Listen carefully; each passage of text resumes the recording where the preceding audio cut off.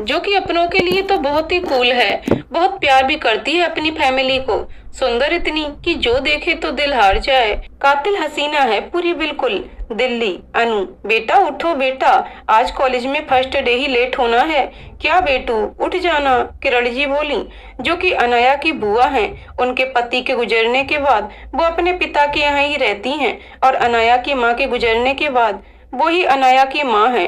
किरण जी, उठ जाना बेटा, 9 बज गए। अनु ने जैसे ही सुना कि 9 बज गए, वो फटाक से उठी और बोली, मम्मू क्या आप भी कितना लेट उठाती हो, थोड़ा जल्दी नहीं उठा सकती थी मुझे, आप लेट करोगे, पागल लड़की। किरण जी बोली, रमेश जी, अनाया के दादाजी। अनु उठ गई। किरण जी, जी पापा। Sumit, good morning everyone. Ramesh ji, Kiran ji, good morning. Riya, Anu की बेस्ट फ्रेंड। बुआ जी अनु। किरण जी, वो बेटा ऊपर है, आओ नाश्ता कर लो। रिया, आती हूँ अभी। इधर अनु का पूरा रूम कपड़ों से फैला पड़ा था। अनु को कुछ समझ में नहीं आता कि क्या पहने।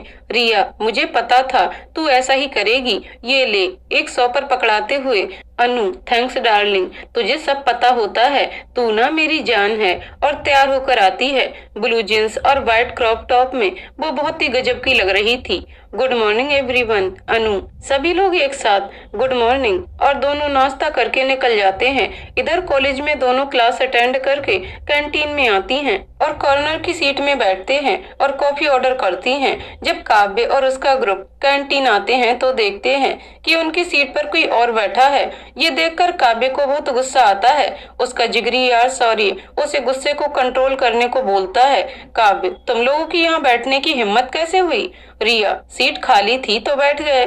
काव्य, अभी के अभी उठो यहाँ से और कहीं बैठो। अनु, नहीं उठेंगे तो क्या करोगे? ये सुनकर सब हंसने लगते हैं और काव्य का गुस्सा बहुत ज्यादा बढ़ जाता है। तो वो अनु का हाथ बहुत जोर से कंधे से पकड़ता है और बोलता है, हाँ, तुम ना मेरे सामने स्मार्ट बनने की कोशिश मत करो। अनु दर्द और गुस्से से काव्य पर हाथ उठा देती है और बोलती है, तुम्हारी हिम्मत कैसे हुई मुझे टच करने की? आइंदा ये गलती दोबारा मत करना और ना मेरे सामने आना, अंडरस्टैंड? और चली जाती है। काव्य गुस्से में इसकी तो तभी सॉरी उसे रोक लेता है और बोलता है, भाई देख सामने से कौन आ रहा है, खामखा तेरी क्लास लग जाएगी। काव्य गुस्से में निकल जाता है और अपने अड्डे पर जाकर खूब ड्रिंक करता है और फिर सॉरी उसे ढूंढता वहीं आता है और जबरदस्ती घर ले जाता है। घर पर काव्य की बहन दरवाजा खोलती है तो काव्य पूछता है, दादी माँ और डैड सो गए? कायरा, हाँ सो गए। भाई आप आज फिर पी कर आए हो?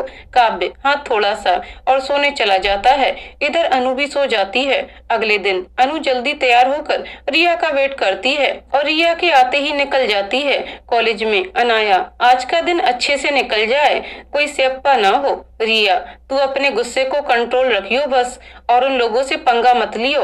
अनाया, मैं किसी से पंगा नहीं लेती, और कोई आगे से बोले तो छोड़ती नहीं। रिया, ठीक है मेरी माँ, अब चल। कॉलेज। रिया और अनाया क्लास में जाती हैं। वहीं उनकी दोस्ती पायल अरुण से होती है। वो दोनों तो अनाया के डेयरिंग से बहुत इम्प्रेस हुए थे। क्लास के बाद वो सब कैंटीन जाते हैं और कॉफी ऑर्डर करते हैं। पायल, अनु क्यों ना हम सब कहीं घूमने चलते हैं? अनाया, अच्छा जी, देखो तो मैडम को क्लासेस अभी शुरू भी नहीं हुई और इन्हें घूमना है। पायल, तू गुस्सा मत कर यार, मैं तो। रिया, अरे यार क्यों बेचारी को परेशान कर रही, बेचारी को।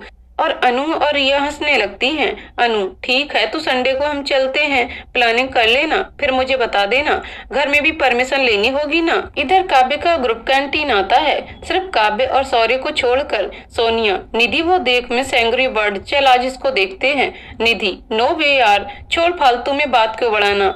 सन्नी, हाँ चल इसको मजा चखाते हैं। सोनिया, कोल्ड ड्रिंक का गिलास अनु के ऊपर गिरा देती है जिससे उसके कपड़ों पर कोल्ड ड्रिंक गिर जाती है। सोनिया, सॉरी बेब्स, गलती से गिर गया, अब तो तुम्हारे कपड़े गंदे हो गए, अब तुम क्या करोगी? अनु सोनिया का स्कार्फ खींचकर उसी से साफ कर वापस लौटाते हुए, कोई बात नहीं डियर, इट्स ओके। सोनिया पैर पटकते हुए चली जाती है और उसके फ्रेंड्स उसका मजाक बनाते हैं। इधर अनु कैंटीन से सेकंड फ्लोर पर कुछ काम से लाइब्रेरी जाती है तो उसे एक रूम से बहुत प्यारी धुन सुनाई देती है। वो उस धुन का पीछा करती है पर उस रूम तक जब वो पहुंचती है तो धुन बजाने वाला गायब होता है। वो आस पास सब जगह देखती है पर उसे कोई दिखाई नहीं देता है। वो उदास होकर होकर लौट जाती है। ये धुन बजाने वाला और कोई नहीं अपना काव्य होता है। वो सबसे छुपकर यहाँ प्रैक्टिस करता है। अनु और रिया घर चले जाते हैं। अनु के घर। अनु, दादू दादू कहाँ हैं आप? रमेश जी, अरे मेरा बच्चा आ गया, और उसको गले लगा लेते हैं। और फिर अनु की इनकारी शुरू हो जाती है। अनु, दादू आपने अपनी दवाई ली टाइम पर? रमेश जी, हाँ बेटा ले ली, तेरी मम्मो दे गई थी। अनु, और कुछ मीठा तो नहीं खाया ना? रमेश जी, नहीं बेटा जी नहीं खाया। और अब तेरी इंक्वायरी खत्म हो गई हो तो जा कुछ खा ले और आराम कर। अनु, खा लिया था दादू कैंटीन में, अब भूख नहीं है। और भाई कब आ रहे हैं? रमेश जी, पता नहीं बेटा, तेरे डैड को पता होगा। अनु, ओके दादू, और अपने रूम में जाती है और सो जाती है। शाम को किरण जी आती हैं और सीधा अनु के पास जाती हैं तो देखती हैं अनु सो रही है। फिर वो सविता अनु के मेड से डिनर रेडी करवाती हैं। अनु जब जागती है तो सीधा डाइनिंग टेबल पर बैठते ही बोलती है, मम्मा भूख लग रही है, कुछ खाने को दो प्लीज। किरण जी, अरे मेरे बच्चे को भूख लगी है, और प्यार से उसका सर सहलाती हैं। सविता जल्दी से डिनर लगाओ। सविता, जी दीदी। सब डिनर के लिए आते हैं और फिर बातें शुरू। सुमित जी, बेटा आपका कॉलेज कैसा चल रहा है? अनु, बढ़िया डैड। भाई कब आ रहे हैं डैड? सुमित, मेरी तो कोई बात नहीं हुई अभी उसके आने की, शायद दीदी से हुई होगी। क्यों दीदी? जी, नहीं सुमित, मेरी कोई बात नहीं हुई आदि से। आदि किरण जी का इकलौता बेटा है और सुमित जी का बिजनेस वही संभालता है मुंबई में। डिनर के बाद सब सो जाते हैं। नेक्स्ट डे कॉलेज में अनु आज जल्दी में किसी से टकरा जाती है और बोलती है, देखकर नहीं चल सकते यू इडियट, लग गई मुझे। जब ऊपर देखती है तो काव्य होता है जो उसे गुस्से से देख रहा होता है। अनु, अब देखते ही रहोगे या सॉरी भी बोलोगे? तमीज तो है ही नहीं। काव्य गुस्से से, सॉरी सीरियसली मैं बोलूं और तुम्हें? गलती तुम्हारी थी मेरी नहीं, और तुम्हें मुझे सॉरी बोलना चाहिए। और वह निकल जाता है।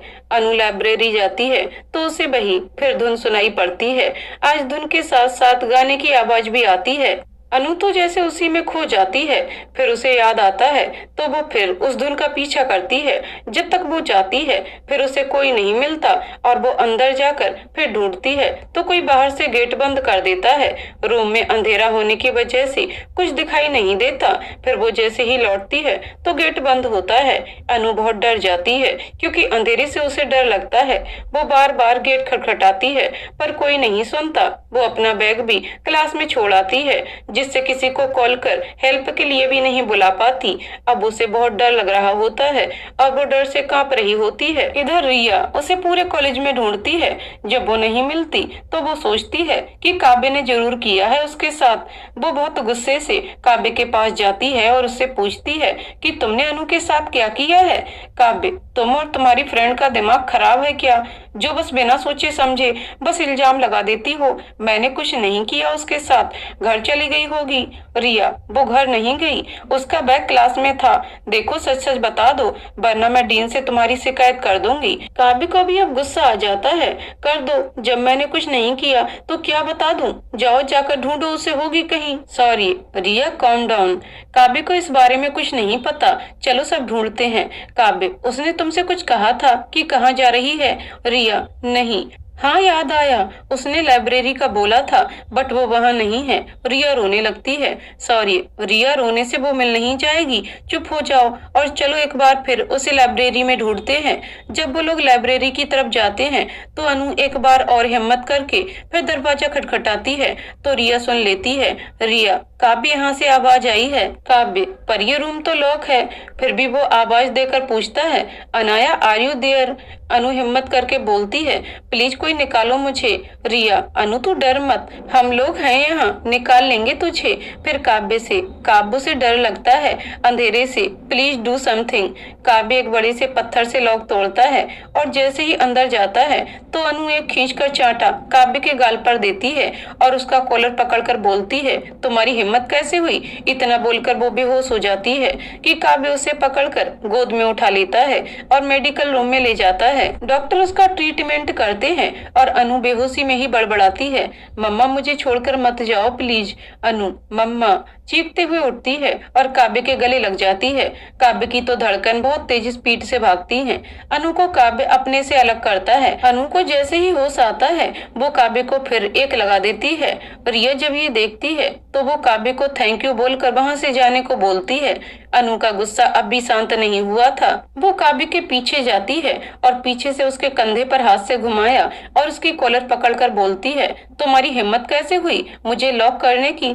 तुम मुझसे बदला लेने के लिए ये सब करोगे? मैंने सोचा भी नहीं था। कितने घटिया इंसान हो तुम। काव्य, एक मिनट, तुम क्या सोचती हो मेरे बारे में? इससे मुझे कोई फर्क नहीं पड़ता। और तुमने ये कैसे सोचा कि तुम्हारे साथ मैं ये सब करूंगा? क्यों, मुझे कोई काम नहीं है क्या जो मैं तुम्हारे बारे में सोचूं? अनु गुस्से से यू और जैसे ही उसे मारने के लिए हाथ उठाती है, रिया उसका हाथ पकड़ती है और बोलती है, तू ये क्या कर रही है? जिसने तुझे बचाया उसी को तूने इतना कुछ सुना डाला। और थैंक यू बोलना दूर, तुमने उस पर फिर से हाथ उठा दिया। काव्य वहां से निकल गया। वो गुस्से में था। सॉरी ये बात समझता था तो वो भी उसी के साथ गया। सॉरी काव्य यार, छोड़ दे, जाने दे, तू उसके बारे में सोचना छोड़। चल आज घूमने चलते हैं। काव्य, मुझे नहीं जाना कहीं, तू चल अपने अड्डे पर। सॉरी नहीं, आज तू नहीं पिएगा। देख तुझे पता है ना दादी तुझे लेकर कितना परेशान रहती हैं। एक बार उनके बारे में तो सोच। काव्य अपनी दादी को बहुत प्यार करता है तो उनके लिए वो मान गया। इधर अनु को बहुत बुरा लगा कि उसने काव्य को गलत समझा और उस पर हाथ भी उठाया। उसे अपने आप पर बहुत गुस्सा आ रहा था। रिया अब क्यों मुंह फुला रही है? कल उसे सॉरी और थैंक यू बोलना। अनु, हम पर यार कैसे बोलूं सॉरी? रिया जैसे उस पर हाथ उठाया था। अनु, पर यार कल तो संडे है ना, तो कैसे?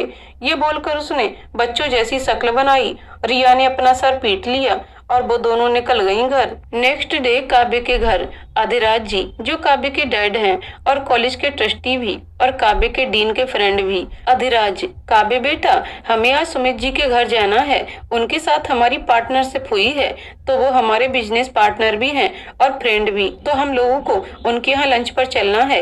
ओके काव्य, क्या डैड मेरा जाना जरूरी है? अधिराज जी, हाँ जरूरी है, क्योंकि मेरे बाद अब ये बिजनेस तुम्हें ही तो संभालना है।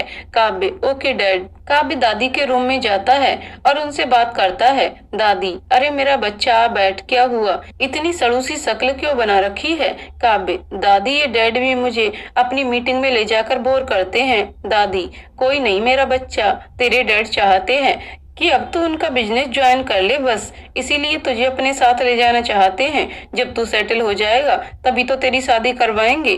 काव्य बुरा सा मुंह बनाकर, मुझे नहीं करनी अभी शादी वादी, अभी मेरी एज ही क्या है, बच्चा हूँ अभी मैं। दादी, देख बेटा, मेरा कोई भरोसा नहीं है कब क्या हो जाए। बस यही इच्छा है कि तेरा घर बसता देख लूं, बस फिर आराम से मर सकूंगी। काव्य, दादी क्या आप भी कितनी सेंटी बातें करते हो? अभी तो आपको मेरे बच्चों की भी शादी देखनी है। दादी, हट पागल कहीं का, अब जा और जाकर तैयार हो जा। काव्य और अधिराज जी तैयार होकर निकल जाते हैं सुमित जी के घर। इधर अनाया के घर किरण जी अनाया को तैयार होने को बोल रही थी। किरण जी, अनु बेटू जल्दी से रेडी हो जाओ, वो लोग आते ही होंगे। अनु थोड़ा सा चिढ़कर, क्या मम्मो आप तो ऐसे बोल रही हो जैसे मुझे लड़के वाले देखने आ रहे हैं। किरण जी, पागल लड़की कुछ भी बोलती है, हो जा तैयार, क्या पता लड़का तुझे पसंद आ जाए। एक आंख विंक करते हुए अनु, मम्मो आप भी ना, कोई भी ऐसा वैसा मुझे पसंद नहीं आने वाला, समझी आप, बोलकर चली जाती है। डोरबेल बजती है। किरण जी, सविता जा गेट खोल, देख वो लोग आ गए हैं, उन्हें बिठा, जब तक मैं भैया को बुलाकर लाती हूँ। सविता, जी। सविता गेट खोलकर काव्य और उसके डैड को बैठने को बोलकर किचन में पानी लेने जाती है। किरण जी और सुमित जी आते हैं, उनके साथ बैठकर बातें करते हैं। सुमित जी, अधिराज इनसे मिलो, ये मेरी बहन किरण है। अधिराज, नमस्ते किरण जी। किरण जी, नमस्ते अधिराज जी। अधिराज जी, अधिराज जी नहीं किरण जी, आप भी मुझे सुमित की तरह भैया ही बोलिए, वो क्या है ना, मेरी कोई बहन नहीं है। किरण जी, किसने कहा आपसे कि आपकी कोई बहन नहीं है? मैं तो हूँ ना, अब कभी मत बोलिएगा ऐसा। अधिराज जी, ठीक है किरण जी। किरण जी, किरण जी नहीं भैया, सिर्फ किरण, लो बातों बातों में मैं तो भूल ही गई, आपके लिए अभी चाय नाश्ता लेकर आती हूँ। सुमित जी, अधिराज आपका बेटा तो बड़ा साय है, कुछ बोल ही नहीं रहा है, शायद बोर हो रहा है। काव्य, नो नो अंकल ऐसा नहीं है, बस ऐसे ही आपकी बातें सुन रहा था। सुमित, तुम भी क्या सोच रहे होगे, कहाँ बुड्ढों के बीच फंस गया। तुम्हें बोर होने की जरूरत नहीं है, रुको तुम अभी, बोलकर अनु को आवाज देते हैं सुमित। अनु अनु बेटा इधर आओ। अनु जी डैड आई बोलकर नीचे आती है और काव्य को देखकर शॉक्ड हो जाती है और बड़बड़ाती है, आज तो लग गए, ये यहाँ क्या कर रहा है, कहीं इसने डैड को कॉलेज वाली बात बता तो नहीं दी। तू तो गई अनु। काव्य सुन लेता है और मुस्कुराता है। सुमित जी क्या बड़बड़ा रही हो Anu. Meet my friend cum business partner and his son Kavya and Adhiraj, meet my daughter Anu. Anu नमस्ते अंकल। हाय काव्य। सुमित जी अनु बेटा काव्य को अपना घर दिखाओ और तुम लोग बातें करो। काव्य यहाँ हम लोगों के बीच में बोर हो रहा है। अनु धीरे से, तो क्या मैं कोई इंटरटेनमेंट चैनल हूँ जो इसका टाइम पास करूँ। सुमित जी कुछ कहा बेटा तुमने। अनु नहीं डैड कुछ नहीं, चलिए काव्य। दोनों चले जाते हैं। सुमित और अधिराज दोनों को साथ देखकर खुश होते हैं। अधिराज जी यार सुमित मुझे तेरी बेटी बहुत पसंद है, क्या हम बात आगे बढ़ा सकते हैं। सुमित जी हाँ यार मुझे भी अपनी बेटी के लिए काव्य पसंद है, पर ये लोग आपस में भी तो एक दूसरे को पसंद कर लें। अधिराज जी हाँ ये बात तो तेरी सही है, पर अभी हम लोग रिश्ता पक्का कर लेते हैं, फिर ये लोग आपस में एक दूसरे को जानते रहेंगे, क्योंकि मैं अपने हाथ से इतना अच्छा रिश्ता नहीं जाने दे सकता। देख यार तू तो जानता है माँ की तबीयत खराब रहती है और वो चाहती है कि काव्य की शादी देख ले। सुमित जी ठीक है, तो जब बच्चे आ जाएंगे तो उन्हीं के सामने बात करेंगे। इधर काव्य और अनु। अनु थैंक्स जो तुमने डैड को कुछ नहीं बताया। काव्य कोई बात नहीं, वैसे घर में तुम इतनी शांत और सीधी बनी रहती हो और कॉलेज के बाहर तुम्हारा कोई और ही रूप होता है। अनु एक्सक्यूज मी, मैं ऐसी ही हूँ, बनती नहीं हूँ। काव्य लगता तो नहीं है। अंकल के सामने जी डैड, और धीरे धीरे मन में अलग ही बड़बड़ाती हो। अनु देखो तुम। काव्य उसकी आंखों में आंखें डालकर देखता है और बोलता है दिखाओ। अनु अपना चुन्नी ठीक करते हुए तुम ना लिमिट में रहो। काव्य मैंने तो कुछ ऐसा नहीं किया है और ना बोला है जिससे मेरी लिमिट क्रॉस हो, और वैसे तुमने जो कॉलेज में मेरे साथ किया उसे बोलते हैं लिमिट क्रॉस करना, और अगर मैंने अंकल को बोल दिया ना अनु तुम ऐसा कुछ नहीं करोगे। काव्य और क्यों ना करूं, और जाने लगता है। अनु उसको रोकने जाती है तो उसका पैर उसी के दुपट्टे में फंस जाता है और वो जैसे ही गिरने को होती है तो काव्य पलट कर देखता है और वो उसे पकड़ने के लिए आगे आता है तो वो भी उसी में फंसकर अनु के ऊपर गिर जाता है और धोखे से उसके होठ अनु की गर्दन पर रख जाते हैं। अनु अंदर तक से हर जाती है। काव्य एकदम से अलग होता है और सॉरी बोलता है और जाने लगता है। अनु गुस्से में उसका हाथ पकड़कर उसे रोकती है और बोलती है तुमने ये जानबूझकर किया ना, तुम एक नंबर के बदतमीज हो। मैंने सोचा था कि मेरी गलती थी तो मुझे सॉरी बोलना चाहिए था, पर मैं गलत थी। तुम ना सॉरी डिजर्व नहीं करते, तुम सिचुएशन का एडवांटेज लेना अच्छे से जानते हो। देखा कोई नहीं है तो ले लो एडवांटेज, तुम इतने घटिया इंसान हो। अब तक काव्य को गुस्सा आ जाता है और बोलता है रियली एडवांटेज, मैं तो तुम्हें बचाने आ रहा था और मेरा भी पैर। खैर तुमसे तो बात करना ही बेकार है, तुम जैसी बेवकूफ और घमंडी लड़की से बात करना ही बेकार है। तुम्हारे पास दिमाग तो है नहीं, अगर है भी तो उसमें इतना कचरा भरा पड़ा है। अगर मुझे एडवांटेज लेना ही होता तो कॉलेज में तुम बिल्कुल अकेली थी और मेरी बाहों में थी, जो कि तुम खुद आई थी। अगर चाहता तो बेहोश थी तुम। खैर तुमसे बोलना बेकार है और अब मुझसे बात मत करना, न मेरे सामने आना, बोलकर चला जाता है। अनु गुस्से में तो मैं भी मरी नहीं जा रही हूँ तुमसे बात करने को, और वो भी नीचे सबके पास आ जाती है। सुमित जी काव्य तो हो गई आप दोनों की बातें। काव्य जी अंकल। सुमित जी तो आपको कैसा लगा हमारी अनु से मिलकर। काव्य धीरे से बेवकूफ और घमंडी। जी अंकल अच्छा। अधिराज जी और अनु बेटा आपको काव्य से मिलकर कैसा लगा। अनु धीरे से निहायती बदतमीज। जी अंकल अच्छा, हंसकर इनफैक्ट हम लोग तो फ्रेंड भी बन गए हैं। काव्य उसे घूरता है। अधिराज जी चलो अच्छा है, दोनों एक दूसरे को पसंद हैं, हमारी टेंशन खत्म। सुमित जी हाँ बिल्कुल। किरण जाओ इसी खुशी में कुछ मीठा ले आओ। किरण जी जी भैया।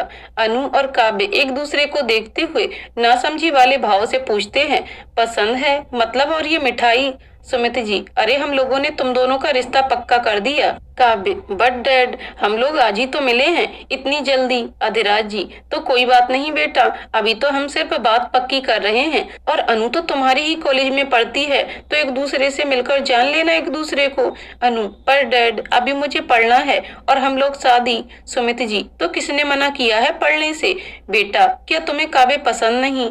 अनु मन मारकर, नहीं डैड, ऐसा कुछ नहीं है। सुमित जी, तो फिर बात पक्की, कोई अच्छा सा मुहूर्त देखकर इनकी सगाई करवा देते हैं अभी के लिए। अधिराज, ये सही है, चलो मुंह मीठा करते हैं, अब तो हम समधी हो गए। सब खुश होते हैं, सिर्फ काव्य और अनु को छोड़कर। काव्य और अनु की शादी पक्की हो जाती है।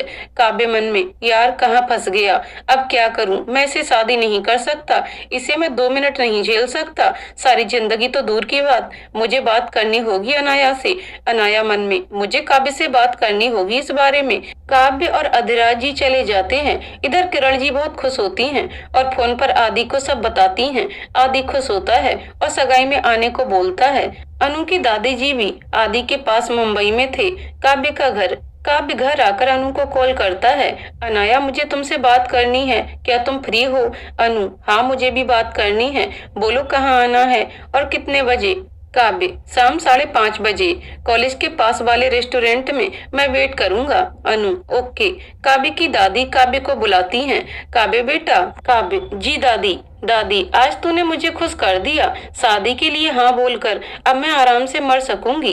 काव्य लगभग रोते हुए, दादी प्लीज आप ऐसा मत बोलिए, कुछ नहीं होगा आपको। दादी की तबीयत काफी टाइम से ठीक नहीं चल रही थी, जिस कारण काव्य डायरेक्टली शादी के लिए मना नहीं कर सकता था, इसलिए वो अनु से बात करना चाहता था। इधर अनु भी कभी किसी को मना नहीं करती थी, अपनी फैमिली को वो बहुत चाहती थी, इसीलिए वो उनको ना नहीं करना चाहती थी, क्योंकि उसके ना करने से उससे रीजन पूछा जाता, जो कि उसके पास नहीं था। शाम होती है और काव्य और अनु रेस्टोरेंट में मिलते हैं। अनु, हाय काव्य। काव्य शॉक्ड होकर मन में बोलता है, ये और हाय, आज खैर छोड़ो।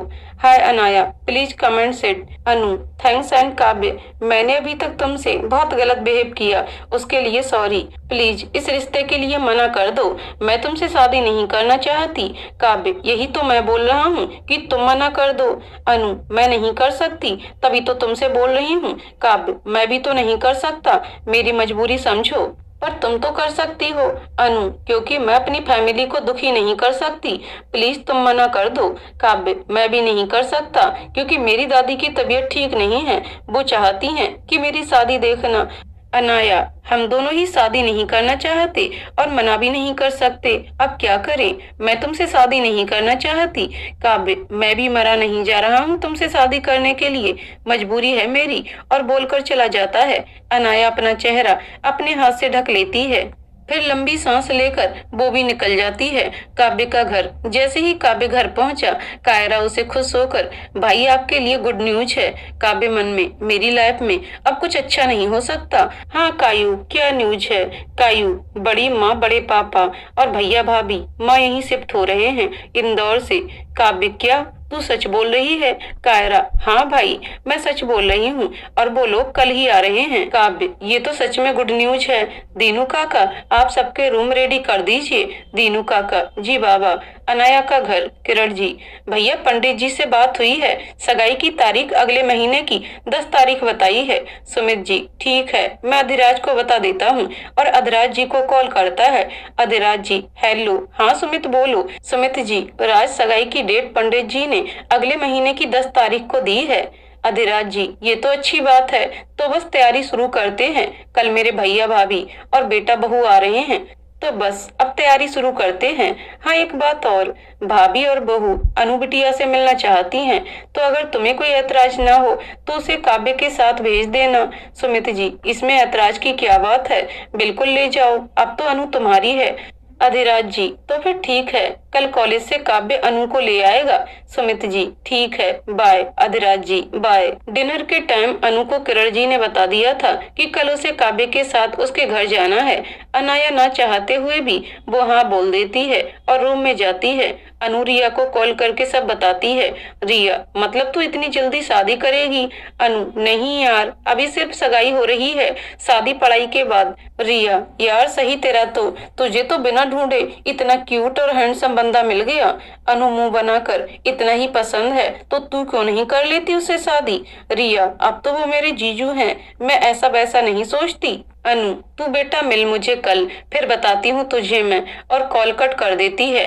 रिया अपने आप से, ये फूलन देवी हमेशा गुस्से में क्यों रहती है?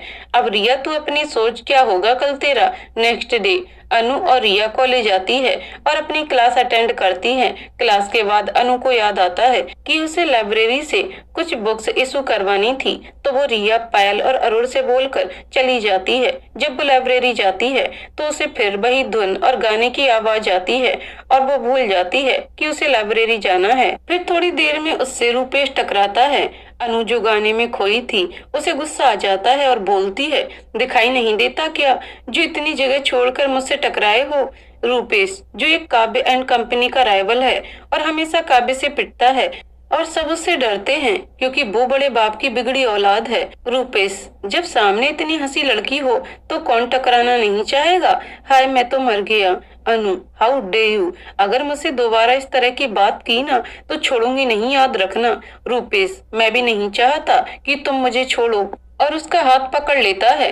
अनु गुस्से से उसे एक थप्पड़ रसीद कर देती है और बोलती है, don't to dare again, stay away from me, बोलकर चली जाती है। काव्य जो सॉन्ग प्रैक्टिस कर रहा था, शोर सुनकर बाहर आता है और सब तमाशा देख रहा होता है। जब अनु चली जाती है तो वो रूपेश के पास आता है और उससे बोलता है कि अगर अब दोबारा किसी लड़की के साथ ये हरकत की तो छोड़ूंगा नहीं, और चला जाता है। रूपेश, ये तूने अच्छा नहीं किया लड़की, और अपने दोस्त से बोलता है कि कौन है ये लड़की? विक्की बॉस, ये अनाया है, जूनियर है अपनी। रूपेश गाल पर हाथ रखकर बोलता है, तुमने सही नहीं किया अनाया, इसका हिसाब तो तुम्हें देना पड़ेगा। और एक गंदी हंसी हंसता है। इधर कैंटीन में सब अनु का वेट कर रहे होते हैं। अरुण, यार ये अनु कहाँ रह गई, कब से वेट कर रहे हैं, और अब तो चूहे भी मेरे पेट में डांस कर रहे हैं। रिया, ओए भुक्कड़, रुक जा जरा, आती होगी, जब देखो बस खाना खाना, इसके अलावा भी तुझे कुछ सूझता है भी या नहीं? अरुण, हाँ सूझता है ना, सोना। रिया और पायल अपना सर पीट लेती हैं। पायल, तू इसकी छोड़, तू बता हम लोग कब चलेंगे घूमने? रिया, घूमना तो यार अभी पॉसिबल नहीं है, ऐसा करते हैं मूवी देखने चलते हैं। पायल, ओके डन। अनु गुस्से में आकर बैठ जाती है उनके पास। रिया, अब क्यों तू फूलन देवी बन गई मेरी फूलू? अनु, देख यार अभी मेरा दिमाग बहुत खराब है, कुछ उल्टा सीधा मत बोलना वरना तू पिट जाएगी आज। रिया, ओके बाबा, नहीं बोलती, अब बता क्या बात है? अनु रिया को सब बता देती है। पायल, तू उसको छोड़, उसके चक्कर में तू क्यों अपना मूड खराब कर रही है? मेरे पास एक प्लान है, क्यों ना आज हम मूवी देखने चलते हैं, तेरा मूड भी ठीक हो जाएगा। रिया, ये तेरा नहीं मेरा प्लान है। पायल, प्लान किसी का भी हो क्या फर्क पड़ता है, चिल तो हम सब करेंगे ना। अरुण, जो कि समोसा मुंह में डाले कुछ बोल रहा था। अनु, अबे खा या बोल ले, पहले तू समोसा ठूस ले, वो जरूरी है, भुक्कड़ कहीं का। अरुण खाकर फिर बोलता है, मैं भी चलूंगा। पायल, हाँ तो चल, मना किसने किया है? सब फिर से क्लास अटेंड करने जाते हैं। अरुण नहीं जाता है क्योंकि उसका लेक्चर नहीं होता है, वो कैंटीन में ही रहता है। उसे जब पता चलता है अनु ने किसको पीट दिया है, उसे अनु की टेंशन होती है। वो अनु का वेट करता है और जब वो लोग आती हैं तो वो अनु से बोलता है, अनु यार तूने किससे पंगा ले लिया, वो बहुत पहुंची हुई चीज है, सब डरते हैं उससे, यहाँ तक कि कॉलेज के डीन भी उससे कुछ नहीं बोलते, बहुत बड़ा गुंडा है वो। अनु, गुंडा होगा वो अपने घर का, मैं नहीं डरने वाली किसी से, अभी तो सिर्फ एक थप्पड़ दिया है, आगे कुछ बोला तो। रिया बीच में बोलती है, तो मिस अनु कराटे चैंपियन है, उसे सबक सिखा देगी। पायल, ये सब छोड़ो, पहले बताओ सब चल रहे हो ना मूवी देखने? अनु, नहीं यार मुझे आज कहीं जाना है, तो तुम लोग चले जाओ। रिया और पायल, तू नहीं जाएगी तो हम भी नहीं जाएंगे। अरुण, तो फिर किसी दिन चलते हैं। ओके। अनु के पास काव्य की कॉल आती है तो वो साइड में जाकर बात करती है। काव्य, अनाया, वो बड़ी माँ ने तुम्हें मिलने के लिए बुलाया है, डैड ने अंकल से बात कर ली है, तो क्या अगर तुम नहीं आना चाहती तो इट्स ओके, मैं कोई भी बहाना बना दूंगा। अनु, नो आई एम कमिंग। और सबको बाय बोलकर बाहर आ जाती है। पायल रिया से, तू क्यों नहीं गई उसके साथ, तुम दोनों तो साथ में जाती हो।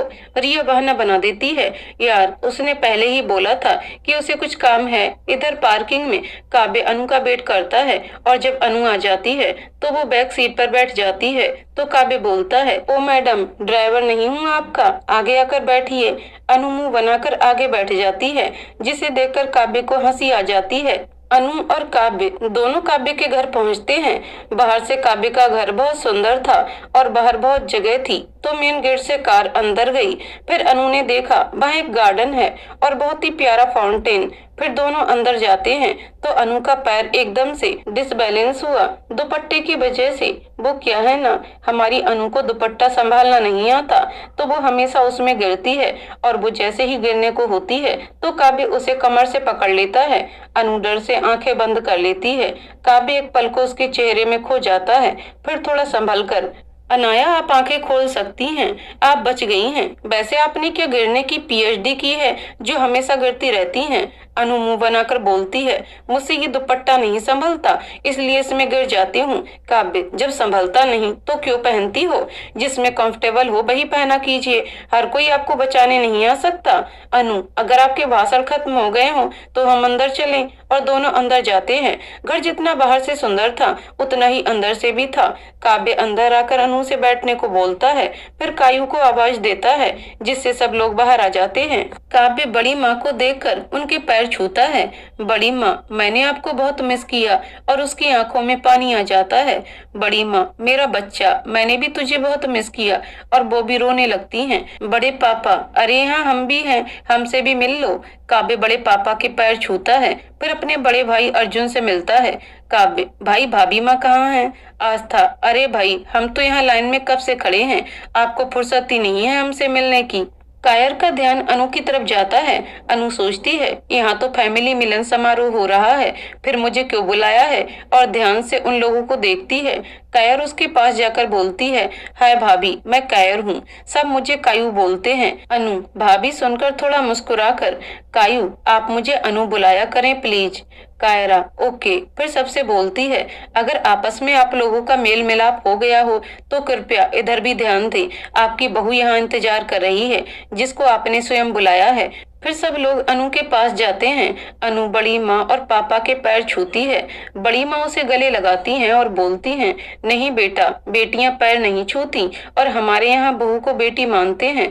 आस्था, अरे हम भी हैं लाइन में, हमसे भी मिल लो, हम आपकी जेठानी जी हैं। और काव्य की भाभी माँ, आप हमें भी भाभी माँ बुला सकती हैं। अनु आस्था के गले मिलती है और बोलती है, मेरा नाम अनाया है, पर आप सब मुझे अनु ही बुलाइएगा। सब एक साथ, ठीक है, हम लोग अनु ही बुलाएंगे। आस्था, वैसे देवर जी, आपने देवरानी जी बहुत सुंदर और प्यारी ढूंढी है। काव्य मन में, अभी इसकी बातें नहीं सुनी आपने, काटने को दौड़ती है। बात बात पर आप लोगों के सामने कैसे सुशील बनी है। अरे कोई मुझसे पूछे। आस्था, वही तो पूछ रहे हैं। काव्य हड़बड़ा कर, क्या क्या भाभी माँ? आस्था, ध्यान कहाँ है आपका? कहीं आप सपनों में तो नहीं चले गए? काव्य, वो क्या है ना, जब आप इतनी प्यारी हैं तो आपकी देवरानी भी आपके जैसी ही होनी चाहिए। कायू, भाभी माँ, भाई ने नहीं ढूंढा है, डैड ने पसंद की है, इनको तो सरप्राइज मिला है। काव्य, रुक कायू की बच्ची, तुझे अभी बताता हूँ। अनु बड़ी माँ के साथ थी तो ये सब नौटंकी उसने नहीं देखी थी। तभी कायू उसके पीछे छुप जाती है। भाभी बचाओ भाई से। बड़ी माँ, तू फिर से शुरू हो गई, उसको तूने ही कुछ बोला होगा। कायू, हाँ हाँ, आप तो अपने बेटे का ही पक्ष लोगी। भाभी प्लीज, अब आपका ही सहारा है। अनु, ठीक है, पहले आप मुझे भाभी कहना बंद करिए, अनु बोला कीजिए। बड़ी माँ, अरे तुम उसकी भाभी हो तो भाभी ही बोलेगी। अनु, पर माँ मुझे अभी अजीब लगता है, क्या मैं आपको माँ बुला सकती हूँ? बड़ी माँ प्यार से उसके सर पर हाथ फेरती हैं और बोलती हैं, तेरा जो मन बोले वही बोला कर। कायू कमर में हाथ रख कर, अगर आप लोगों का ये इमोशनल सीन खत्म हो गया हो तो मुझे भाई से बचाओ प्लीज। अनु और बड़ी माँ, ठीक है, हमारे पीछे छुप जाओ। कब? बड़ी माँ, अपने कायू की बच्ची को देखा है क्या? अनु, अरे माँ, कायू की शादी कब हुई और बच्ची? कब? मेरा मतलब कायू से है, कहाँ है वो? अनु, वो तो यहाँ नहीं है। बड़ी माँ, क्या काव्य, तू भी क्यों कायू के पीछे पड़ा रहता है? जा अनु के साथ थोड़ा टाइम स्पेंड कर। काव्य, क्या बड़ी माँ, अब भी ये कॉलेज में तो मिल ही जाती है। बड़ी माँ, काव्य बेटा, कॉलेज में तुम लोग पढ़ने जाते हो, बातें करने थोड़ी जाते हो। अब कोई बहाना नहीं, जाओ ले जाओ अनु को, अपना रूम दिखाओ। अब बात अगर काव्य की हो तो हमारी कायू उसे चढ़ाने से पीछे रह सकती है भला? तो पीछे से ही अनु के गले में हाथ डालकर बोलती है, कायू अब ले भी जाओ भाई। मन में तो लड्डू फूट रहे होंगे, साथ में जो टाइम मिल रहा है, और नाटक ऐसे करोगे जैसे बिल्कुल कुछ नहीं जानते। काव्य, रुक कायू की बच्ची, तुझे तो मैं, अब तू तो गई। अनु, फिर कायू की बच्ची, अरे आप क्यों उसके पीछे पड़े रहते हो, कितनी प्यारी तो है। काव्य, हाँ हाँ आपको तो प्यारी लगेगी ही, दोनों एक जैसी तो हो। कायू, आपको कैसे पता भाई कि अनु मेरी जैसी है, आप तो उनसे सिर्फ एक बार मिले हो। काव्य अपनी बात सोचकर ही दांतों से जीभ दबा लेता है, उसे कुछ समझ में नहीं आता क्या बोले। इतने में ही बड़ी माँ बीच में ही कायू का कान पकड़कर बोलती है, कायू तो बहुत परेशान करने लगी है काव्य को, और काव्य तू जा अनु को ले जा, इसे मैं देखती हूँ। कायू अनु की तरफ रिक्वेस्ट करते हुए इशारे करती है, अनु पल के झपका देती है। अनु, माँ प्लीज आप कायू को छोड़ दीजिए, उसे दर्द हो रहा होगा, वो अब कुछ नहीं बोलेगी, है ना कायू? बड़ी माँ, लो कायू की टीम में एक और मेंबर बढ़ गया है, इसका पक्ष लेने को ये भी आस्था की तरह ही कायू को प्रोटेक्ट कर रही है। काव्य तू सोच तेरा अब क्या होगा, बोलकर चली जाती है। काव्य अनु को अपने रूम में ले जाता है। अनु को काव्य का रूम बहुत अच्छा लगता है क्योंकि वो हर एक चीज व्यवस्थित रखता है, और उसकी बालकनी में सुंदर से प्लांट्स लगे होते हैं जिसे देखकर अनु खुश हो जाती है। अनु, आपका रूम बहुत सुंदर है, आपको प्लांट्स लगाना पसंद है? काव्य, थैंक यू, हाँ मुझे बहुत पसंद है, क्या मैं आपसे कुछ कह सकता हूँ? अनु, जी बोलिए। काव्य, अब जब हमारी शादी हो रही है तो क्या हम एक नई शुरुआत कर सकते हैं? मेरा मतलब है क्या हम फ्रेंड्स बन सकते हैं?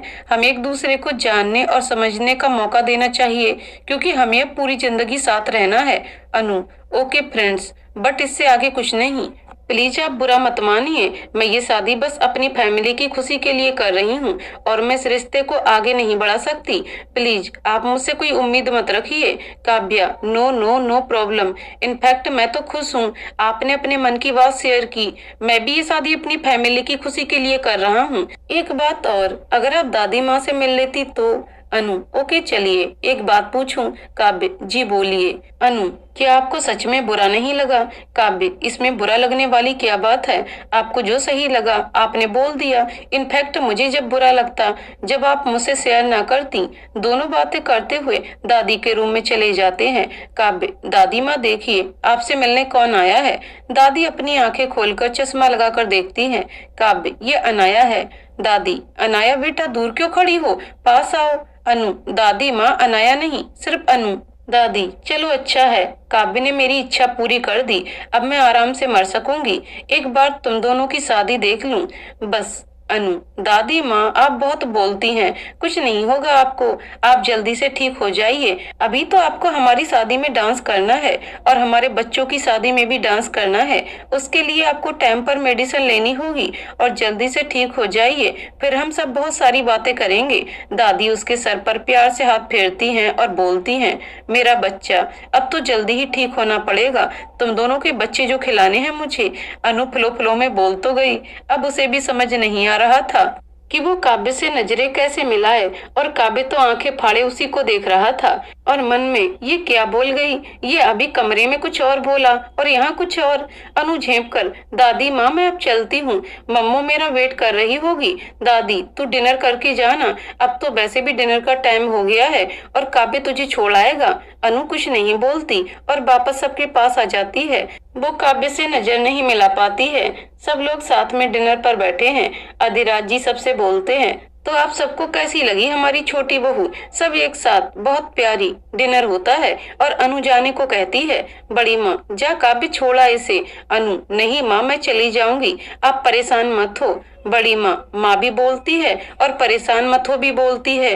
अब जा काव्य के साथ, वो तुझे छोड़ आएगा। अनु धीरे से, अब आपको क्या बताऊं, क्यों नहीं जाना चाहती इनके साथ? काव्य सुन लेता है और मुस्कुरा देता है। काव्य, चलें? अनु हाँ में सिर हिला देती है और साथ में चल देती है। गाड़ी में दोनों बैठकर जाते हैं, कोई भी एक दूसरे से नहीं बोलता है, तो काव्य सॉन्ग प्ले कर देता है जिसमें गाना बजता है, बाहों में चले आओ हमसे सनम क्या पर्दा। अनु काव्य की ओर आंखें बड़ी करके देखती है तो काव्य सॉरी बोलकर गाना चेंज करता है और अनु उस समय पानी पी रही होती है जिससे उसके होठों पर पानी लग जाता है।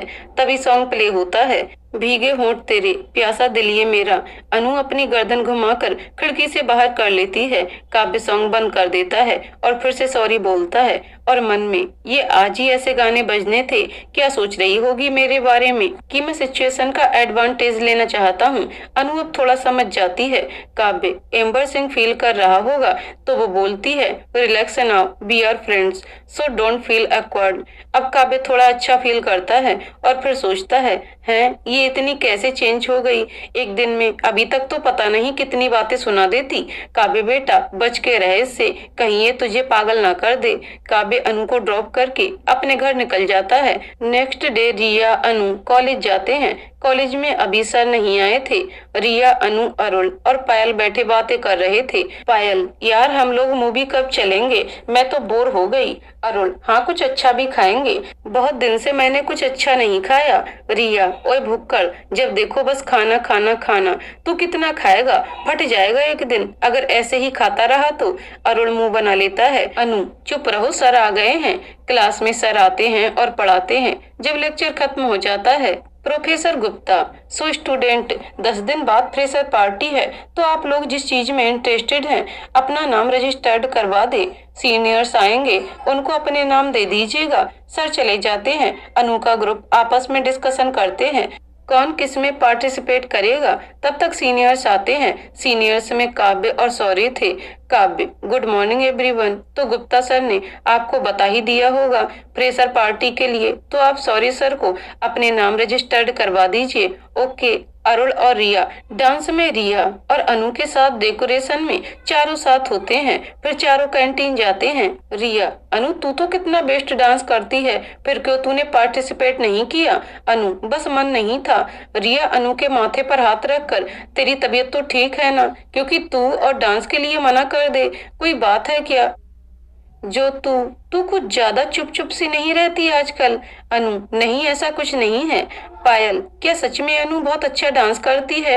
रिया हाँ बहुत अच्छा नहीं बेस्ट डांस करती है, पता नहीं आज इसे क्या हुआ है। अनु ने सोचा अगर मैं ऐसे ही रही तो मुझे पूछ पूछ कर परेशान करती रहेंगी, तो उसने रिया को परेशान करने के लिए रिया जो समोसा खा रही थी उसे उससे छीना और भाग जाती है, क्योंकि रिया को समोसे बहुत पसंद थे। वो बिल्कुल किसी के साथ शेयर नहीं करती। रिया रुक अनु की बच्ची, तुझे तो मैं। अनु जब भागती है तो किसी से टकरा कर गिरने लगती है और जिससे टकराती है वो उसे कमर से पकड़कर बचा लेता है, और ये और कोई नहीं हमारी काव्य है। काव्य शरारत से आप क्या हमेशा गिरती ही रहती हैं? आपको गिरना अच्छा लगता है या आप जानबूझकर गिरती हैं ताकि मैं आपको संभाल लूं और आप मेरे करीब आ जाएं। अनु सीधे होने की कोशिश करती है पर काव्य के पकड़े रहने की वजह से खड़ी नहीं हो पाती और काव्य को अपनी आंखें बड़ी करते हुए देखती है। अनु क्या आप, मैंने आपको बुलाया था कि मेरी हेल्प कीजिए या मैंने आपसे बोला है कि मुझे संभालिए, अब छोड़िए मुझे। काव्य धीरे से, अब तो सारी जिंदगी मुझे ही संभालना है और ऊपर देखकर प्लीज भगवान जी मेरी हेल्प करिएगा। अनु क्या कहा आपने। काव्य से सीधा करता हुआ चला जाता है अपने फ्रेंड्स के पास। सॉरी क्या बात है जनाब, आज बहुत मुस्कुराया जा रहा है। काव्य बालों में हाथ फेरते हुए नहीं यार ऐसा कुछ नहीं है। निधि और अमित एक दूसरे में खोए थे, उन्हें किसी की कोई खबर नहीं थी। स्नेहा सौर्य और काव्य को इशारा करती है उनकी तरफ देखने का। काव्य अमित से बस करो तुम दोनों यार, कितना घूरोगे, मतलब कहीं भी शुरू हो जाते हो। फ्रेशर पार्टी की अरेंजमेंट भी देखनी है। अमित जहाँ झेप जाता है वहीं निधि बोलती है तुझे क्या करना है, तो खुद तो किसी से सेट होता नहीं और जो सेट है उससे भी तुझे प्रॉब्लम है। काव्य मुझे ही तुम लोगों का समझ नहीं आता कि चलो ठीक है प्यार करते हो एक दूसरे से वो समझ में आता है, पर ये घूरते क्यों रहते हो एक दूसरे को। अमित तू जिसे घूरना कहता है बेटा उसे प्यार में खो जाना बोलते हैं, ये तू नहीं समझेगा। तू जब समझेगा जब तुझे भी प्यार होगा। काव्य तू और तेरी बातें मेरी समझ से बाहर हैं। सॉरी लेकिन मुझे ऐसा क्यों लगता है कोई बदल रहा है। स्नेहा एक आई बिंग करके सॉरी की तरफ, हाँ यार मुझे भी ऐसा ही लगता है। काव्य समझ जाता है, वो चुप रहता है, पर निधि जिसे कुछ समझ नहीं आता बोलती है, यार कौन बदल रहा है, मुझे कुछ समझ नहीं आ रहा, किसकी बात कर रहे हो तुम लोग। अमित उसके सर पर एक चपत लगाकर, क्योंकि तू एक नंबर की इडियट है। निधि जाओ, मैं तुमसे बात नहीं करती, और चली जाती है। सॉरी, तूने उसे नाराज कर दिया, अब जाओ उसे मना जाकर। अमित, यार ये लड़कियां भी छोटी छोटी बात में मुंह फुला लेती हैं। और जाते हुए, बेबी रुक जाओ, मैं तो मजाक कर रहा था। काव्य, चलो कुछ ऑर्डर करो यार, मुझे भूख लग रही है। ये सोनिया कहाँ रह गई? सॉरी, आती होगी जब तक हम लोग खाते हैं। इधर अनु वॉशरूम जाती है तो उसे पास के रूम से कुछ आवाजें आती हैं। वो जाकर देखती है तो उसे सोनिया और रूपेश दिखाई देते हैं, जो कि किसी बात पर बहस कर रहे होते हैं। वो इग्नोर करके जाने लगती है। इतने में सोनिया रूपेश को एक थप्पड़ मारती है।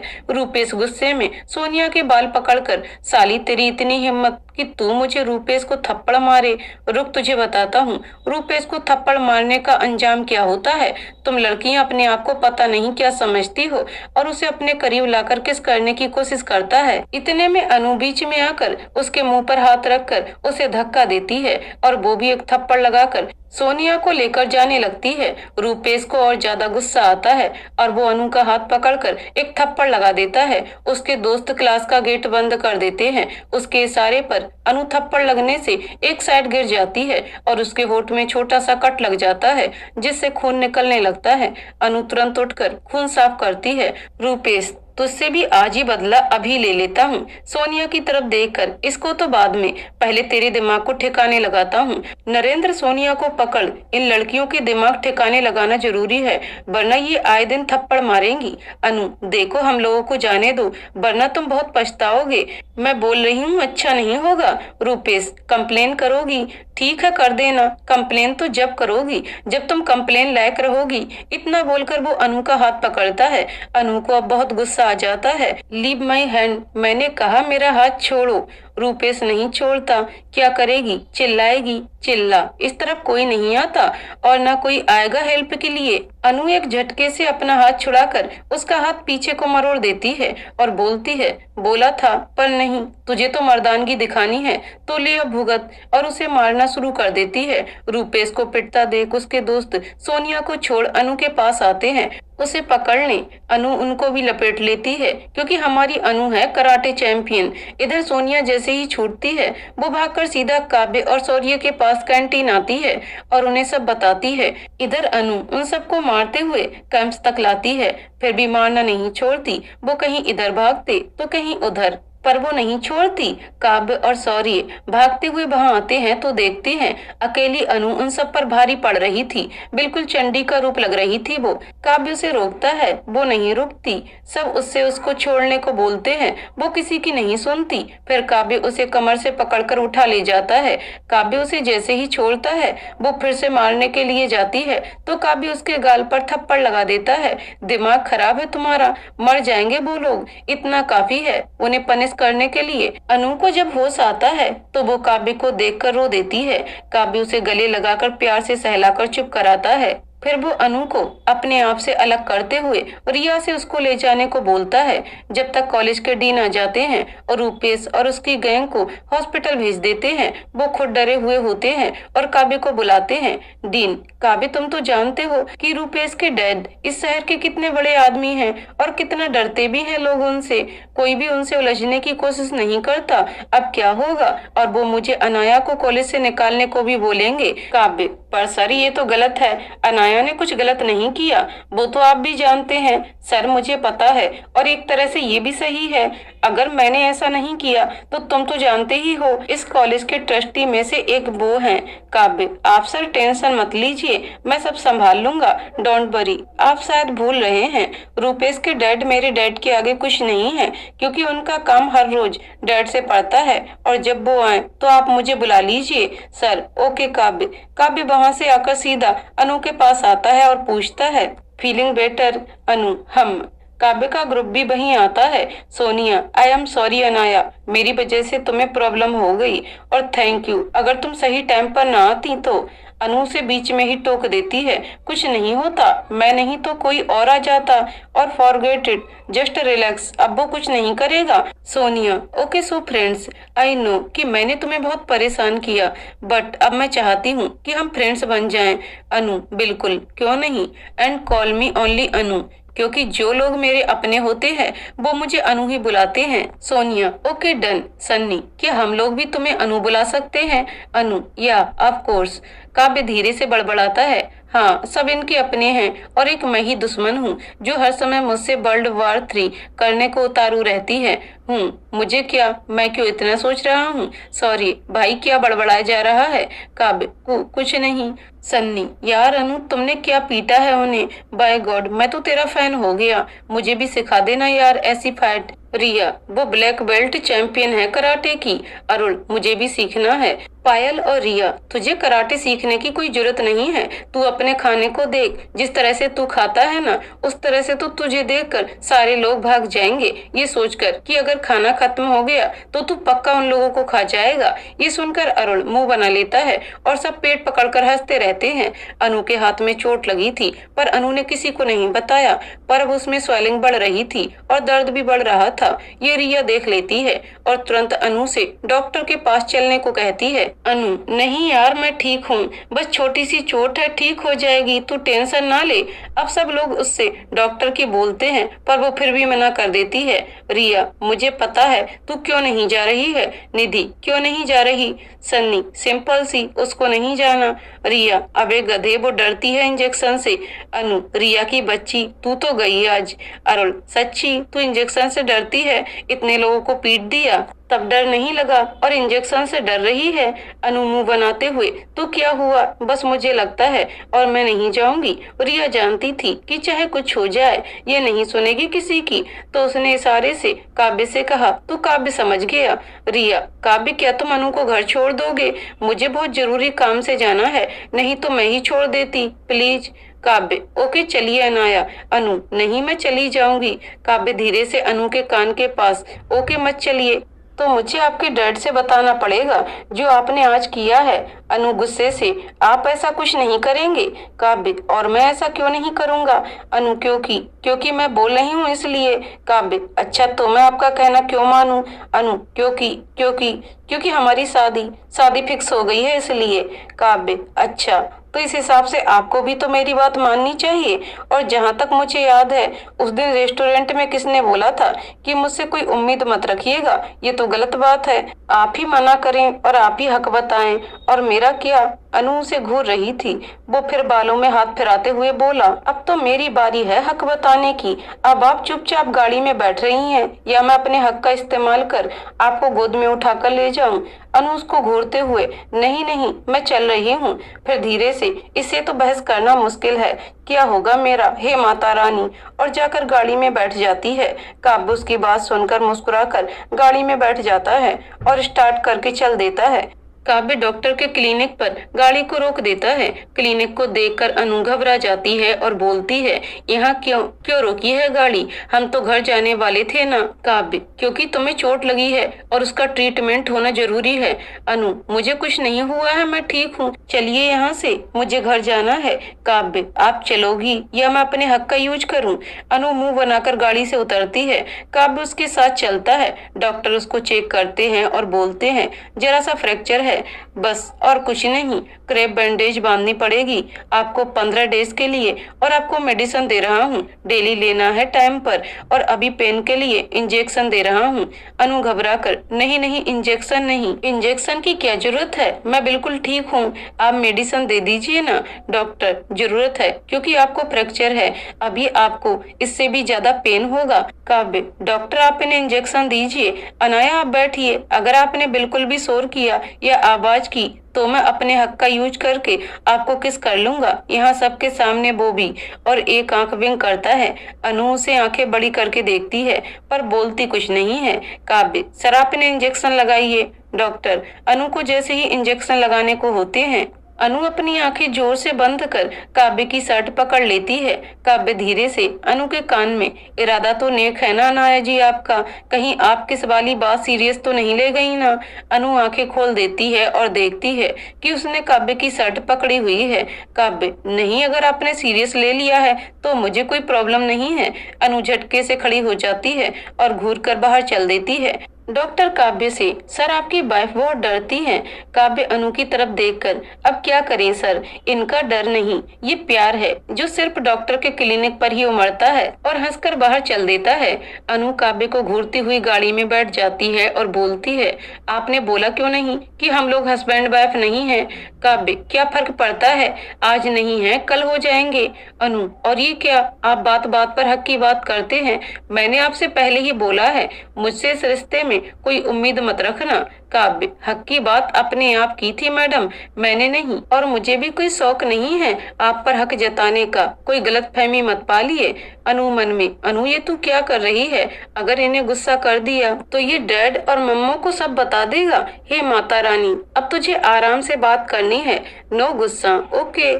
काव्य अनु के चेहरे के हाव भाव देखकर मुस्कुरा देता है और फिर बोलता है, डोंट वरी, मैं किसी को कुछ नहीं बताऊंगा, तो ये सड़ा सा फेस बनाने की जरूरत नहीं है, और आगे से लड़ने से पहले जरा सोच समझ लिया करें कि आप किससे उलझ रही हैं। वो रूपेश है, उसके डैड को नहीं जानती, कॉलेज से निकाली भी जा सकती थी आप। अनु, उसकी और उसके बाप की तो मैं।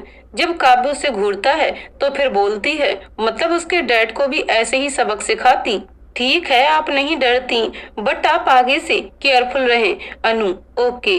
काव्य अनु को उसके घर पहुंचाता है और काव्य उसे छोड़कर जाने वाला ही होता है कि अनु की मम्मू काव्य को देख लेती हैं।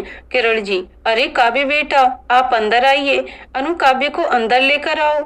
अनु, जी मम्मू, मैं तो कितनी देर से इनसे यही बोल रही थी, पर यही जिद कर रहे हैं, अब आप ही समझाइए इन्हें। काव्य अनु को गौर से देखता है और सोचता है, यार क्या लड़की है ये। काव्य बेटा, अब तेरा क्या होगा। फिर किरण से, जी आंटी चलिए, और वो लोग घर के अंदर जाते हैं। रमेश जी, आइए काव्य बेटा, कैसे हैं आप। काव्य, नमस्ते अंकल, मैं बिल्कुल ठीक हूँ, आप बताइए। रमेश जी, मैं भी ठीक हूँ। अरे अनु बेटा, तुम्हारे हाथ में ये क्या हो गया। किरण जी घबरा कर जल्दी से दौड़ कर आती हैं। किरण जी, क्या हुआ अनु, ये चोट कैसे लगी, कहीं तूने फिर से कोई मारपीट तो नहीं की ना, कितनी बार बोले हैं तुझे कि ये सब मत किया कर। अनु, अरे मम्मो, मुझे कुछ नहीं हुआ, ये बस छोटी सी चोट है जो जल्दी ही ठीक हो जाएगी, मैंने डॉक्टर को दिखा दिया है, बोले 1-2 दिन में ठीक हो जाएगी। और रही बात लड़ाई की, तो मैंने कोई मारपीट नहीं की, आप लोग काव्य जी से पूछ लीजिए, है ना काव्य जी। अनु बेचारगी से काव्य को देखती है। पहले तो काव्य को अनु को देखकर हंसी आ जाती है, फिर वो खुद को संभाल लेता है। काव्य, जी आंटी, अनाया जी ने कोई मारपीट नहीं की, वो बस स्लिप होकर हाथ के बल गिर गई, बस थोड़ा सा फ्रैक्चर हुआ है, और डॉक्टर ने इन्हें रेस्ट करने को बोला है और दवाई भी टाइम से लेने को बोला है। अनु काव्य को घूर कर देखती है और काव्य बस मुस्कुरा रहा होता है। किरण जी, अब तो बिल्कुल रेस्ट करेगी और कॉलेज भी नहीं जाएगी, और अभी डिनर के बाद मैं तुझे हल्दी वाला दूध दूंगी, तो चुपचाप पी लेना। अनु, अरे मम्मो, मैं ठीक हूँ, और मैं कौन सा काम करती हूँ, और कॉलेज में भी कोई काम नहीं करना होता है, आप तो जानते ही हैं। प्लीज डैड, आप मम्मी को समझाइए ना। रमेश जी, किरण जाने दो ना उसे कॉलेज, वैसे भी वहाँ उसका मन लगा रहेगा, घर पर अकेली क्या करेगी वो। किरण जी, ठीक है भैया, आप बोल रहे हैं तो मान लेती हूँ, पर एक ही कंडीशन पर कि काव्य के साथ ही जाएगी और आएगी, और काव्य वहाँ कॉलेज में आप ध्यान रखेंगे ना। रमेश जी, हाँ, इस बात से तो मैं भी सहमत हूँ भाई। अनु, मम्मो डैड, मैं अपना ध्यान रख सकती हूँ, काव्य जी को परेशान करने की जरूरत नहीं है। किरण जी, मुझे कुछ नहीं सुनना, तू बता, मेरी बात मानेगी तो ही मैं परमिशन दूंगी, और वैसे भी काव्य तुम्हारे साथ रहेगा तो मैं भी निश्चिंत रहूंगी, क्योंकि अब वो तुम्हारा होने वाला हस्बैंड है। फिर काव्य से, क्यों काव्य बेटा, मैं आपको अनु की जिम्मेदारी दे सकती हूँ ना, आपको कोई प्रॉब्लम तो नहीं है ना। काव्य, ना, नहीं आंटी जी, कोई प्रॉब्लम नहीं है, मैं रोज इन्हें पिक कर लिया करूंगा और ड्रॉप भी, और आप बिल्कुल भी इनकी टेंशन मत लीजिए, मैं सब संभाल लूंगा। किरण जी, अगर ये आपकी बात ना माने ना तो आप मुझे बताइएगा, मैं इसकी अच्छे से खबर लूंगी। देखो मैं भी कितनी पागल हूँ, अनु की टेंशन में ना आपको चाय के लिए पूछा और ना नाश्ते के लिए। और हाँ, आप डिनर भी यहीं कीजिए। काव्य, नहीं, इसकी कोई जरूरत नहीं है आंटी जी, मैं बस जा ही रहा हूँ। किरण जी, ऐसे कैसे बेटा, आपको यहाँ से खाना खाकर ही जाना पड़ेगा। जब तक खाना रेडी होता है आप अनु के साथ थोड़ा टाइम स्पेंड कर लीजिए। फिर अनु से, अनु काव्य को अपने साथ ले जाओ बेटा। अनु ना चाहते हुए भी हाँ बोल देती है। काव्य, जी आंटी, अभी थोड़ी देर में अंकल के साथ कुछ डिस्कस कर लूं बिजनेस से रिलेटेड, फिर। किरण जी मुस्कुराकर, जैसा आपको ठीक लगे, मैं जा रही हूँ। अनु ऊपर अपने कमरे में चली जाती है और काव्य और रमेश जी आपस में कुछ डिस्कस करते हैं। फिर किरण जी उनको चाय देने आती है तो बोलती है, काव्य बेटा, हो गया आप लोगों का डिस्कशन? काव्य, जी आंटी हो गया। किरण जी, तो अब ये चाय नाश्ता फिनिश करके आप अनु के पास चले जाइए, क्योंकि अब आप लोगों को एक दूसरे के साथ टाइम स्पेंड करना जरूरी है। काव्य मुस्कुराकर शरारत से, वैसे अनाया जी के साथ मैं कभी भी टाइम स्पेंड कर लूंगा, पर आपके साथ तो ये मौका नहीं मिलता, तो सोच रहा हूँ जब इतनी ब्यूटीफुल लेडी सामने हो तो ये मौका आज कैसे जाने दूं। काव्य की बात पर किरण जी शर्माकर, धत्त बेशरम, अपनी माँ से भी कोई फ्लर्ट करता है क्या? काव्य, अरे जब माँ इतनी सुंदर हो तो फ्लर्ट करने कहीं और क्यों जाना। किरण जी, बस बस, अब आगे का फ्लर्ट अनु से जाकर करो। देखो तो जरा, जनाब को मन कहीं और है जाने का, और यहाँ बातें देखो कैसे बना रहे हैं। ऊपर जाकर आगे से राइट वाला रूम अनु का है, अब जाओ, जब डिनर रेडी हो जाएगा तो बुला लूंगी। काव्य सड़ा सा मुंह बनाकर धीरे से, इनकी अनु से अगर नॉर्मल बात कर लो तो काटने को दौड़ती है, और जब फ्लर्ट करूंगा तो पता नहीं क्या करेगी। किरण जी, क्या हुआ बेटा, कोई प्रॉब्लम है? वैसे मेरी अनु जितनी टफ दिखती है खुद को, उतनी वो है नहीं, बहुत मासूम दिल है उसका। जब आप उसको समझोगे तब खुद ही समझ जाओगे, और जब वो आपसे थोड़ा घुलेगी तब आपको भी अपनी लाइफ में शामिल कर लेगी।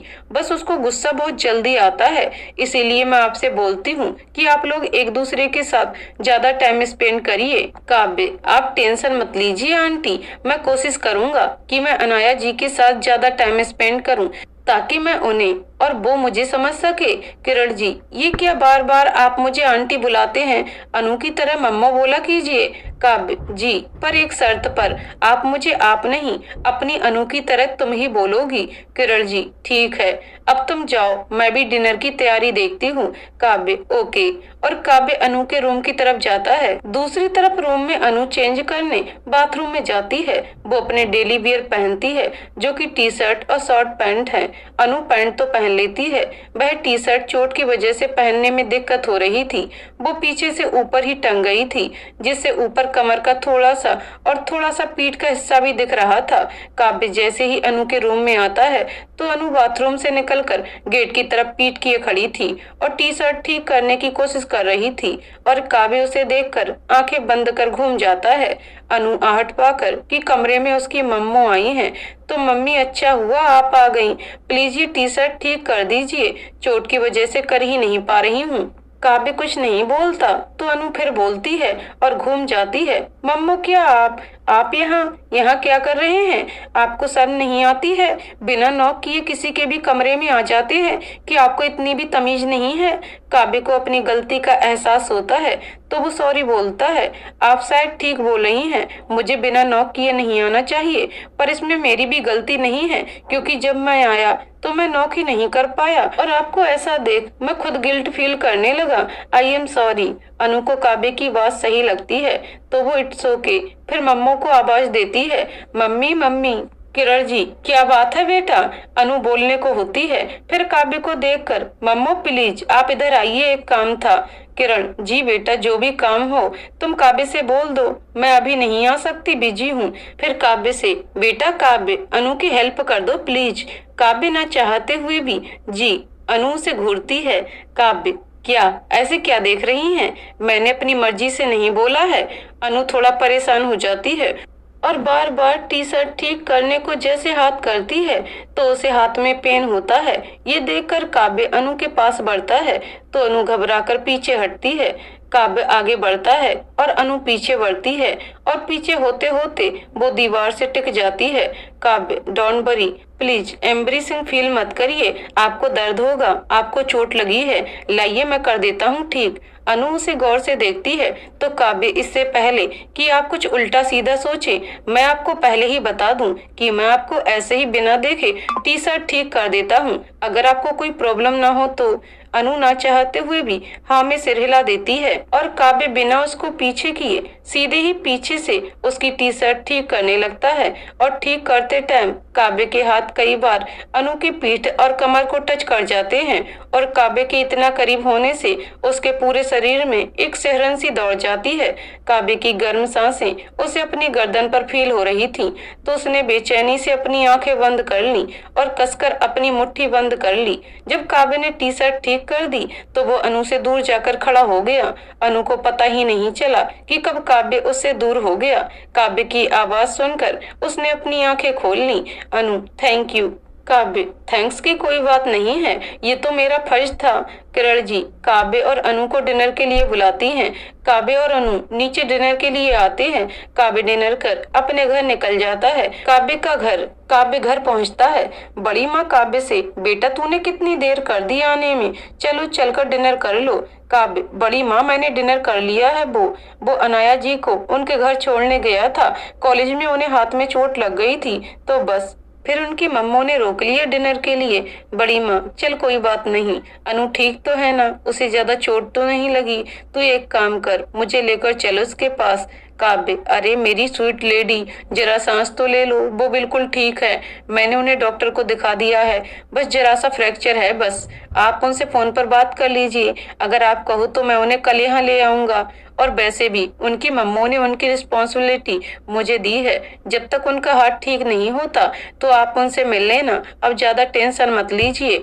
बड़ी माँ, ये सही है, अभी मैं उससे बात कर लेती हूँ और कल तू पक्का उसे लेकर आएगा ना। काव्य, जी स्वीट लेडी, अब जाइए और डिनर कीजिए।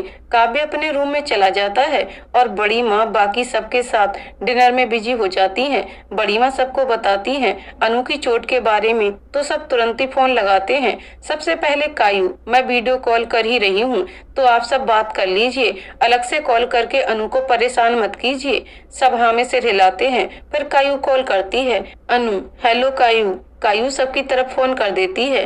अनु अपना चोट वाला हाथ छुपाकर सबसे बात करती है। हाय एवरीवन, माँ, दादी माँ, आस्था भाभी, सभी को प्रणाम। कैसे हैं आप सब? सब एक साथ, हम सब ठीक हैं, तू बता। अनु, मैं बिल्कुल ठीक हूँ। सब फिर एक साथ, तुम्हारा हाथ कैसा है और किस हाथ में लगी है, दिखाओ जरा।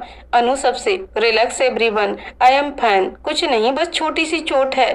फिर अपना हाथ ऐसे दिखाती है जैसे कुछ हुआ ही नहीं।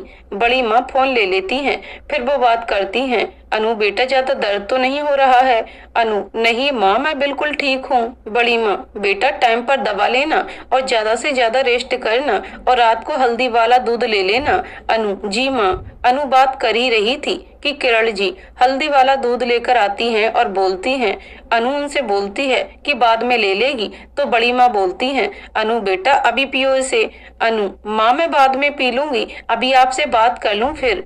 बड़ी माँ, नहीं तू अभी पी, जब तक मैं किरण जी से बात करती हूँ। किरण जी, ये बात आपने सही कही समधन जी, जब तक अनु दूध फिनिश करेगी तब तक हम लोग बात करते हैं। बड़ी माँ, जी बिल्कुल। एक बात बताइए, क्या मैं आपको बूढ़ी नजर आ रही हूँ? किरण जी, अरे नहीं नहीं, आप ऐसा क्यों बोल रही हैं? बड़ी माँ, क्योंकि आप बार बार मुझे ये समधन जी बोल रही हैं। अरे मेरा नाम अनीता है, प्लीज अनीता ही बोलिए। किरण जी हंसकर, जी जरूर। इधर अनु सड़ा सा मुंह बनाकर दूध पी रही थी तो किरण जी फोन को अनु की तरफ कर दिया तो अनीता जी ने तुरंत ही स्क्रीनशॉट ले लिया और अनु को पता ही नहीं चला। अनु और किरण जी ने भी कुछ देर बात की और अनु को दवा देकर सोने का बोलकर चली गई। इधर काव्य अपने रूम की बालकनी में अनु के बारे में सोच रहा था। क्या फाइट करती हो आप? वैसे तो बहुत स्ट्रांग बनती हो, सबसे लड़ जाती हो, जब डॉक्टर की बारी आई तो बिल्कुल छोटे बच्चे की तरह मासूम बन गई। और पता नहीं मैं क्यों आपके बारे में सोच रहा हूँ।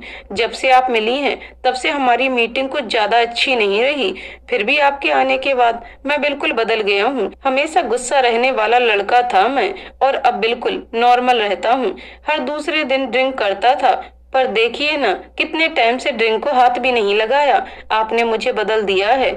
आज जब आप मेरे गले लगी थी ना, तो पता नहीं क्यों मुझे वो सुकून मिला जो मैं न जाने कब से तलाश कर रहा था। बहुत बेचैन हो गया है ये दिल, पता नहीं मुझे क्या हो गया है। यही सब सोचते सोचते काव्य भी सो गया। नेक्स्ट डे, किरण जी, अनु बेटा जल्दी करो, काव्य आता ही होगा। अनु, क्या जरूरत थी मम्मो आपको काव्य से बोलने की, मैं चली जाती ना। किरण जी, आइए काव्य बेटा, आकर ब्रेकफास्ट कर लीजिए। काव्य, नहीं आंटी जी, नहीं मम्मी, मैं करके आया हूँ। बड़ी माँ मुझे ऐसे आने नहीं देती। फिर अनाया से, चलिए अनाया जी, लेट हो रहा है हमें। अनु, जी बाय मम्मू। चलिए काव्य जी। काव्य और अनु गाड़ी में बैठते हैं। अनु विंडो की तरफ मुंह करके बैठ गई थी। आज अनु ने हाफ शोल्डर टॉप और जीन्स पहना हुआ था। वो बहुत ही सुंदर लग रही थी। काव्य तो उसे देखता ही रह गया। जब अनु ने उसे आवाज दी तब उसे होश आया। अनु, काव्य जी चलिए, हम लोग लेट हो रहे हैं। काव्य हड़बड़ा कर, जी। जैसे ही वो कार स्टार्ट करने को होता है तो वो ध्यान से देखता है कि अनु ने सीट बेल्ट नहीं बांधा है। काव्य, अनाया जी, वो आपने सीट बेल्ट नहीं बांधा है, प्लीज लगा लीजिए। अनु जैसे ही लगाने को होती है उसे हाथ में दर्द होने लगता है तो वो दर्द से आंख बंद कर लेती है। काव्य धीरे से बड़बड़ाता है, हाथ में चोट है फिर भी मैडम बोल नहीं सकती। फिर ये मैं लगा देता हूँ। अनु, नहीं मैं कर लूंगी। काव्य, क्यों जिद कर रही हैं, आपको चोट लगी है, मैं लगा देता हूँ। अनु, नहीं मुझे नहीं लगाना, मैं ऐसे ही ठीक हूँ। काव्य को अब गुस्सा आता है। फिर उसके दिमाग में एक आइडिया आता है। फिर वो मुस्कुराते हुए बोलता है, ठीक है तो मैं मम्मो को बोल देता हूँ, आप मेरी बात नहीं मान रही हैं। वो आवाज लगाने ही जाता है, मम्मी। अनु बीच में ही उसके मुंह पर हाथ रख देती है, बोलती है, ओके फाइन, लगा दीजिए। फिर बड़बड़ाती है, सीट बेल्ट ना हो गया, कोई सुरक्षा कवच हो गया, जो नहीं लगाऊंगी तो न जाने क्या हो जाएगा। काव्य उसके पास आया और सीट बेल्ट लगाने लगा। वो अनु के इतना करीब था कि उसकी सांसें अनु की गर्दन पर पड़ रही थी, जो अनु को बेचैन करने के लिए काफी थी। उसने कसकर अपनी आंखें बंद कर ली।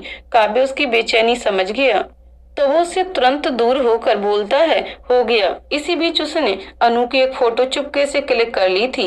अनु अपनी आंखें खोल ली। वो अब भी नॉर्मल नहीं हुई थी।